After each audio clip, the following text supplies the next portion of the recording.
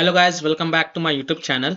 In this video tutorial, I will show you how to fix Counter-Strike 2 error, launcher error, fatal error, fail to initialize the Steamworks SDK, No SteamClient023 Error. So if you're getting this error in CS2, then here follow the fixes. Now the first fix is to simply close Steam completely and then relaunch it and then check. So first of all, close the Steam. Then click on this arrow icon in the system tray, right click on Steam and then click on exit Steam. This will close the Steam. Then relaunch the Steam. You can relaunch Steam as normal, or you can also run the Steam as an administrator.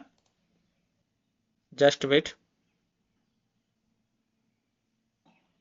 Once the Steam launched, go to library, click on Counter-Strike 2 and then click on play button and check if your error is fixed or not.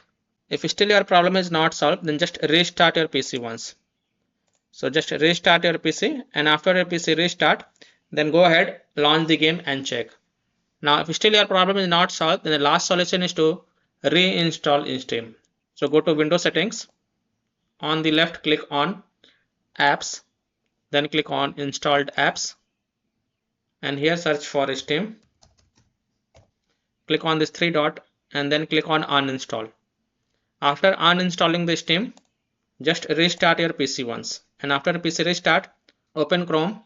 In Chrome search for download Steam and then click on this website store.steampowered.com.